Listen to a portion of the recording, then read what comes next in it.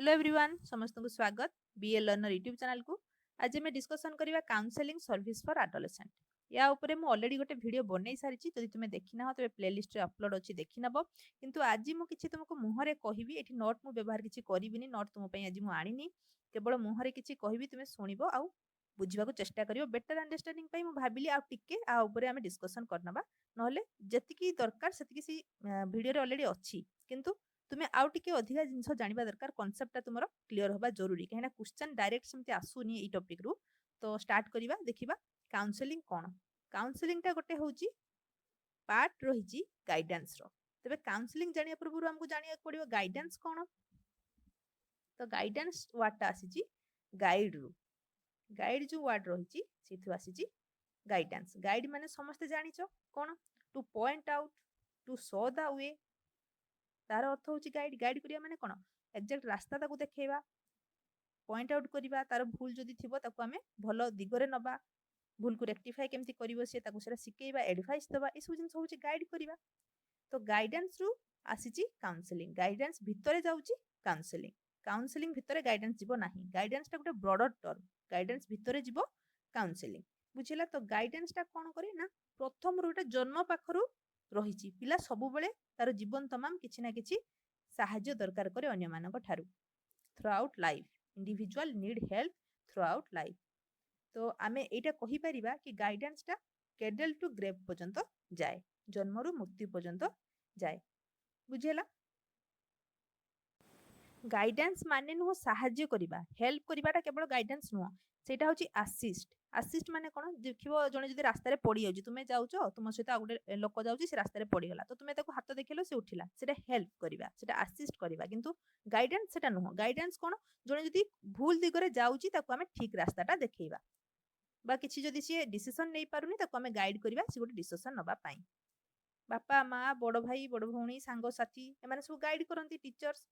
बुझेला। किंतु गाइडेंस टा काउंसलिंग नुहे। मु काउंसलिंग कोन कहिबी तुमे केवल गाइडेंस टा जानि रखो। गाइडेंस टा फॉर्मल नॉन फॉर्मल वोकेशनल सब एजुकेशन रे हेई थाए। तो गाइडेंस कोन हमें जानले तापर देखिबा काउंसलिंग कोन। तो काउंसलिंग टा कोन ना काउंसलिंग टा गोटे इंपोर्टेंट पार्ट होची गाइडेंस रो। हमें गाइडेंस कोन देखिले तो काउंसलिंग टा गोटे प्रोफेशनल वे रे हेई थाए। गाइडेंस टा प्रोफेशनल वे रे हेई न थाए। तुमे लाइफ रे जेतेरा प्रॉब्लम आसुची सबुडा को प्रोफेशनली कोन सॉल्व करूचो कि सॉल्व करूना। जदि हठात तुमे फॉर्म फिलअप टा गोटे करि पारुना बापा तुमको गाइड कले सेटा होची गाइडेंस। तुमे गोटे करियर चूज करि पारना सडन गोटे किछि तुमको तुमे साइंस रखिबो कि आर्ट्स रखिबो कि डॉक्टर लाइन को जीवो टीचर लाइन को जीवो तुमे जानि पारना सेठी तुमको बापा कि भाई तुमको गाइड कले सेटा होची गाइडेंस। सेटा काउंसलिंग नुहे। किंतु काउंसलिंग टा कोन काउंसलिंग टा होची गोटे प्रोफेशनल वे रे हेई थाए।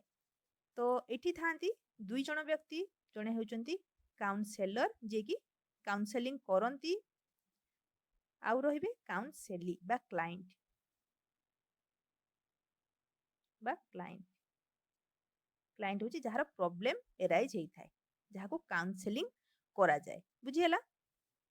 तो काउंसलिंग टा कोन करे ना क्लाइंट को अपॉर्चुनिटी देई थाए किछि सिकिबा पई किछि फील करिया पई किछि चिंता करिया पई आउ निजर स्ट्रेंथ वीकनेस को जानिबा पई ए सब जिंस को से फैसिलिटी देई थाए बा ताकू सेटा चिन्हेई थाए। काउंसलिंग करिबा द्वारा पिला निजको निजे चिन्हि थाए निजे कोन करि परिबो निजर कैपेसिटी कोन रहिछि से जानि थाए निजे सेथरे सेफ फील करे सेल्फ एस्टीम तार बढ़ी थाए। तो ए सब हम डिस्कशन करिबा। तुमे प्रथमे जानि रखो कि काउंसलिंग टा कोन।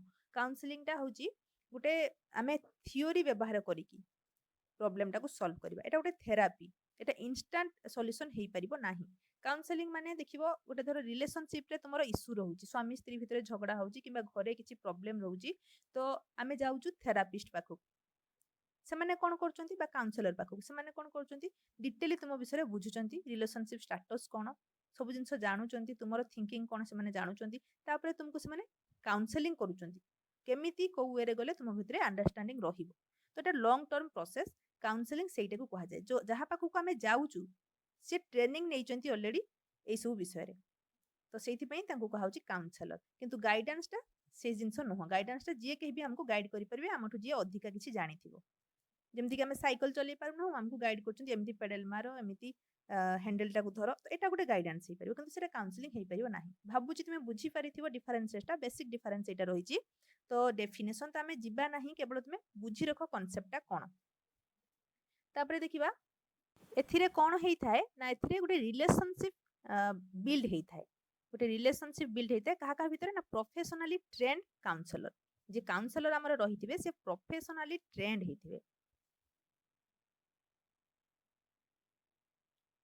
प्रोफेशनली ट्रेंड होते आउ जड़े रे जी कि इंडिविजुअल जार प्रॉब्लम एराई बा क्लाइंट ताको आमे कहूछु इंडिविजुअल सिकिंग हेल्प बा क्लाइंट बुझीला तो जो प्रॉब्लम रही ताकू प्रथमे जो रही प्रोफेशनली ट्रेंड काउंसलर सी प्रथमे बुझीबे जानिबे तार ओरिजिन कोन कोथि पई प्रॉब्लम एराइज होची से सब जिंस जानिबे पिलार मेंटल कंडीशन को बुझीबे तापरे ताकू रास्ता देखिबे प्रत्येक दिन तांकर कांटेक्ट रहिबो प्रत्येक दिन से माने किछि जिंस को अचीव करिवे मिसिकी तो एटा हो तो एथिरे गोटे रिलेशनशिप मेंटेन होता है क्या भितर ना प्रोफेशनली ट्रेंड काउंसलर प्रोफेशनली जे ट्रेंड होते काउंसलर तांको भितर आ गोटे इंडिविजुअल सिकिंग हेल्प जे कि क्लाइंट तांको भितर गोटे रिलेशनशिप मेंटेन होता है ट्रस्ट रिलेशनशिप मेंटेन होता है बिलीफ रिलेशनशिप मेंटेन होता है जहाँफल कि आमर काउंसलिंग प्रोसेसटा इजिली हो पारे तो गाइडेंस और काउंसलिंग भितर डिफरेंसेस कौन तुम जापर नेक्स्ट देखा प्रिंसिपल कौन रही काउंसलिंग टिके मु कहि दउची काउंसलिंग टा गोटे प्रोसेस जो थे कि गोटे स्लो वे रे सब जिनस होता है इंस्टांट सॉल्यूशन बा इंस्टांट हेल्प चाहिए से हुए ना एटा गोटे स्लो प्रोसेस मन रखिए क्वेश्चन आसीपे गोटे स्लो प्रोसेस कहीं आम पूरा जोड़ को जाकि पिलार प्रॉब्लम कौटू एराइज होची से जिनस आम जाना पिलार सराउंडिंग विषय जाना एनवायरनमेंट विषय जाना तो ये इंस्टांट सॉल्यूशन हो पार ना ये गोटे स्लो प्रोसेस आउ एथिरे इंडिविजुअल डिफरेंसेस रही समस्त आम इंस्टांट जे रिएक्शन आशा करवा समस्त सेम जिनस आम आशा रखा से भूल हम तो एथिरे जो जी काउंसलर रोचंती सी इंडिविजुअल डिफरेंसेस रही जाना दरकार से जाना दरकार कि एटा गोटे स्लो प्रोसेस जहाद्वारा कि से इरिटेट हेबे ना थरे गोटे लोक को काउंसलिंग कले तो तांकर एक्सपेक्टेशन रहिबो कि मु थरे कहिदेली आ जने संगे संग बुझीजिवो जोटा कि हुए ना कहीं जो प्रोब्लेमटा एराइज होती क्लाइंट रो सेटा बहुत दिन प्रॉब्लम होता है तो सांगे सांगे से जिनस को रिसीव करि परिबो ना एटा लॉन्ग टर्म प्रोसेस एथिरे काउंसलर जे रहउचंती तांकर गोटे स्ट्रॉन्ग इन्वॉल्वमेंट दरकार तांकर एम्पैथी दरकार सिंपैथी दरकार तांकर सहायता दरकार नहले सॉल्यूशन हेई परिबो नाही बुझियला तो काउंसलिंग करबा द्वारा कोन हेई थाए ना आमे गोटे प्रॉब्लम रो सॉल्यूशन बाहर करि थाउ जे कोनसी गोटे प्रॉब्लम जदि एरा हिसुची तार सॉल्यूशन बाहर करि थाउ काउंसलिंग डिसीजन मेकिंग पई हेई थाए डिसीजन मेकिंग पिलार बढ़ई थाए म लिखि दउची देखो प्रॉब्लम सॉल्विंग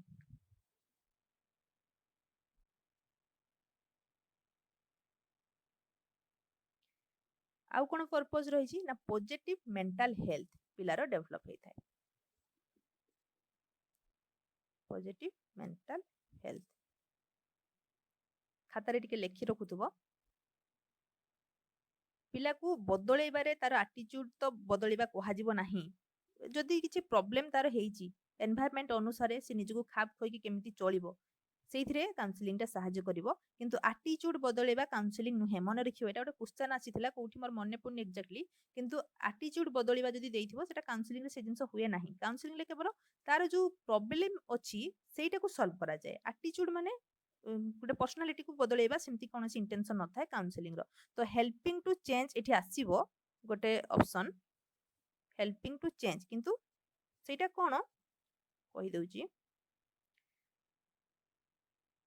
तो पिला जो गोटे जगह एडजस्ट करि पारु नाही बा कोनोसी गोटे जिंसरे प्रॉब्लम फेस करूची सेही जिंसरे केमिति सॉल्यूशन आड़ को से जीवो सेही चेंजेसटा ता भितरे आनिबा किंतु पर्सनालिटी बा एटीट्यूड चेंजेस आनिबा काउंसलिंग रे लक्ष्य नहे एटा को भलो भाबरे बुझिबो बिहेवियर मॉडिफिकेशन बिहेवियर रे तार मॉडिफिकेशन आनिबा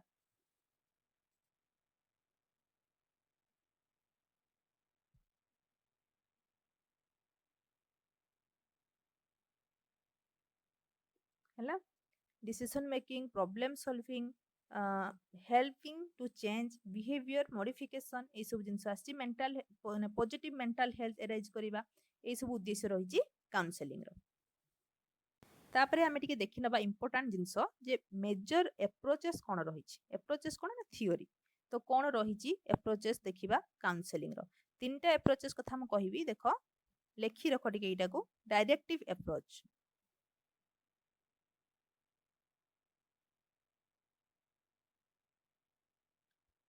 सेकेंडटा कौन रहिबो नॉन डायरेक्टिव अप्रोच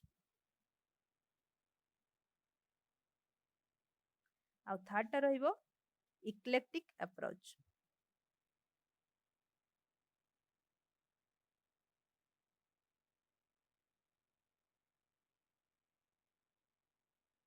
बुझिला तो देखिबा आमे प्रथमे नॉन डायरेक्टिव अप्रोच कौन एक नंबर अप्रोचटा कौन आमे देखिबा तो एई जो तुमरो वर्डटा रहिची डायरेक्टिव तुमे सेइथुर जानि पारुथबो डायरेक्टिव कौन ना डायरेक्ट आमे पिला को साहाय्य करिबा जे काउंसलर रहउचंती सिए विभिन्न प्रकार सॉल्यूशन केमिति हेई परिबो इंस्टेंट सॉल्यूशन केमिति क्लाइंट प्रॉब्लम रो हेई परिबो से दिगरे से ध्यान देई थांती तो विभिन्न दिगरु से चिंता करि थांती विभिन्न एक्सपीरियंस को निजर यूज करि थांती नॉलेज को यूज करि थांती जो डाटा से कलेक्शन करिसंती क्लाइंट रो सेटा को इंटरप्रेट करि थांती डायग्नोसिस करि थांती जहा फल कि किछि नुवा वे से निजे क्रिएट करि थांती और पिला को से दिगरे जिबा पई से एडवाइस दे थांती एटा होची डायरेक्टिव अप्रोच काहे ना जे काउंसलर रहउचंती से डायरेक्शन देखौचंती क्लाइंट को बुझियला एई भली भाबरे तुमे मने रखिबो डायरेक्टिव अप्रोच कोन ना डायरेक्शन देखा जाउची क्लाइंट को की देखौचंती काउंसलर बुझियला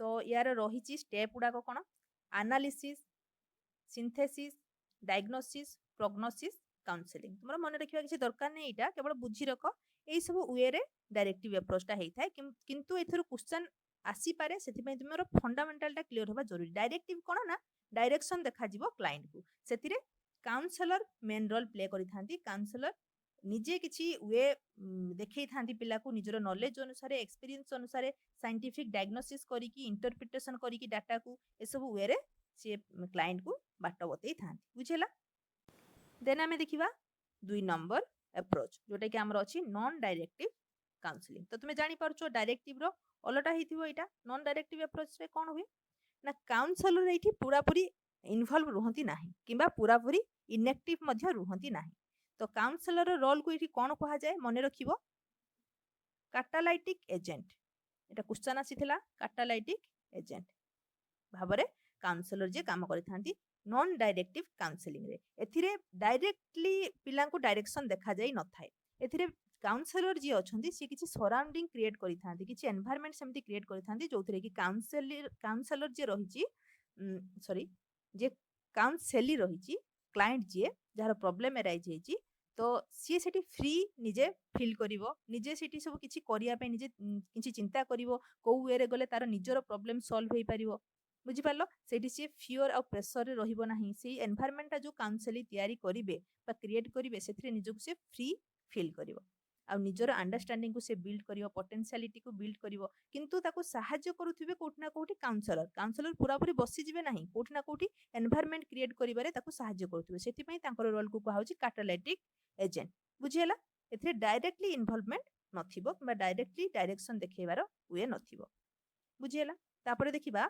इक्लेक्टिक अप्रोच कोन तो आमर जो 3 नंबर अप्रोचटा रही इक्लेक्टिक अप्रोच तो सेथिरे कोन हेता ना कांसेप्ट ऊपर ध्यान दे थाए ऑन कांसेप्टटा जे प्रकार हेइथिबो कांसेप्ट माने प्रॉब्लमटा जो प्रकार हेइथिबो सॉल्यूशनटा सेई बाटरे जीवो तार अर्थ कोन ना जो साइकोलॉजिस्ट एटा को बाहर करचंती तो सीए कोन कहिले ना पिलार जो गोटे प्रॉब्लम एराइज होची ताकू गोटे थ्योरी द्वारा सॉल्व करा जाई परिबो नाही बा गोटे प्रोसेस रे गले तार सॉल्यूशन हेई परिबो नाही जेते पर्यंत पिलार सॉल्यूशन हेई नाही क्लाइंट रो प्रॉब्लम रो सॉल्यूशन हेई नाही बारंबार नुआ अप्रोच ता ऊपर प्रयोग करा जिवो बा नुआ रास्ता ताकू देखा जिवो बुझेला eclectic approach in counselling means trying one approach after one another मने रखिबो गोटे अप्रोच परे आउटे अप्रोच अप्लाई करिबा जे पर्यंत पिला सक्सेस पाई नाही till one get the success बुझेला तो एटा कांसेप्ट ऊपर डिपेंड करे को प्रकार प्रॉब्लम पिलार एराइज हेइची ता ऊपर डिपेंड करे तो इक्लेक्टिक अप्रोच भितरे आसुची गोटे इंटीग्रेटेड साइकोलॉजी इंटीग्रेटेड माने तुमे बुझी पारुछो विभिन्न प्रकार थ्योरी को हम इंटीग्रेट करिकि पिलार साइकोलॉजी को बुझिबा और तार प्रॉब्लम को सॉल्व करिया जाको कि देइथिले थॉर्न डाइक नो केवल थॉर्न बुझिला इक्लेक्टिक अप्रोच को मध्य ये देइथिले मने रखिबा को तो नॉन डायरेक्टिव कोन हैला ना ପିଲାର ଇନଭଲଭମେଣ୍ଟ ଏଥିରେ ରହିବ। କାଉନସେଲିଂ ଯିଏ କରିବେ ବା କାଉନସେଲର ଯିଏ କାଟାଲାଇଟିକ୍ ଏଜେଣ୍ଟ ରୂପରେ କାମ କରିବେ। ସରାଉଣ୍ଡିଂ ଗୋଟେ କ୍ରିଏଟ୍ କରିବେ ଯୋଉଥିରେ କି ପିଲା ଫ୍ରି ଫିଲ୍ କରିବ, ଫିୟରଲେସ୍ ଫିଲ୍ କରିବ। ତ ସେଥିରେ ପିଲା ନିଜେ ନିଜର ସଲ୍ୟୁସନର ଦିଗ ବାହାର କରିବ।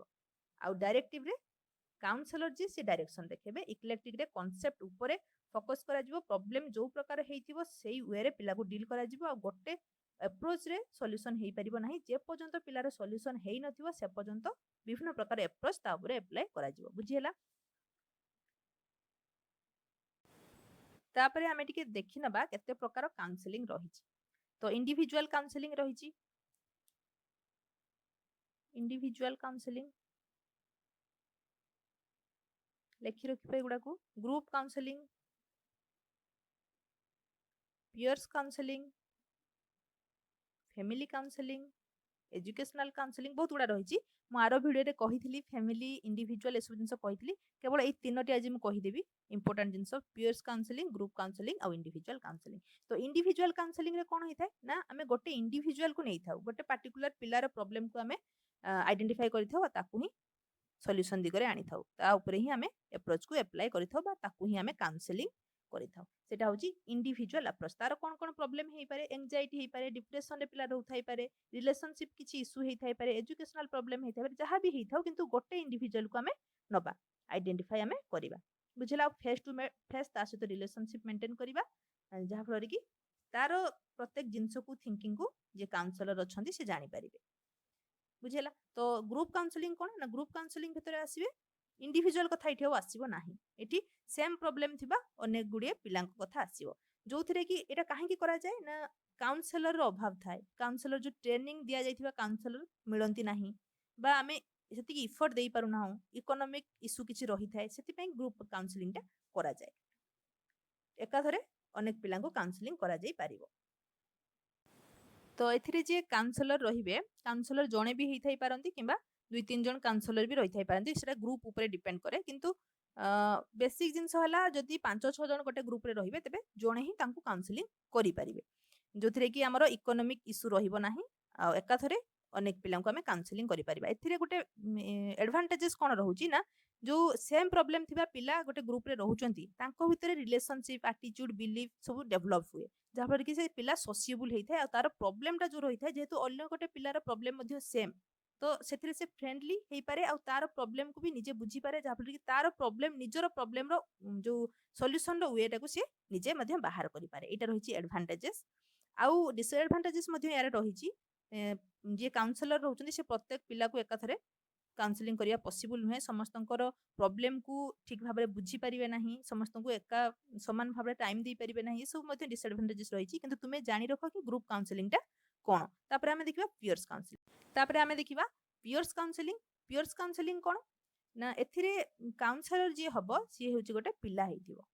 तो पियर्स मानको भितरु गोटे पिला हेइथिबो जे कि अन्य मानकु काउंसलिंग करिवो। सेटा केमिति ना जे काउंसलिंग करे तो सी अधिका टिके नॉलेजेबल हेइथिबा दरकार बा अधिका तार एक्सपीरियंस हेइथिबा दरकार। एटा तुमे समस्त जानिचो। तो हायर क्लास रो पिला जने रहिबो जे कि लोअर क्लास रो पिला को काउंसलिंग करिवो जोथिरे कि जदि काउंसलर जे रहउचंती ट्रेंड काउंसलर रो अभाव थिले ए सब जिंस करा जाय तो सेटा स्कूल सराउंडिंग रे बेसी हेई थाए। देखियो बोर्डिंग स्कूल जो हमरा रहिची सेथिरे हायर क्लास रो पिला लोअर क्लास को काउंसलिंग करंती। जे न्यूली एडमिटेड पिला थिबो तो तांकु हमें सिलेबस विषय बुझेबे केमिति माने निजको एठी सेफ फील करिवो को तुमरो टाइम टेबल रहिची को टाइम रे कोन करिवो पिला मानको सहित केमिति मिसिबो कोन सब रूल रेगुलेशन रहिची ए सब जिंस से माने सिखै थांती जे नुवा एडमिशन नै थाए बोर्डिंग स्कूल गुडारे। तो बोर्डिंग स्कूल रे एटा एप्लीकेबल होउची एपटे मध्य हेलानी गोटे गोटे जगह रे तो सब जगह रे हेई नाही। तो सेटो का हमें कहूछु पियर्स काउंसलिंग। बुझियला?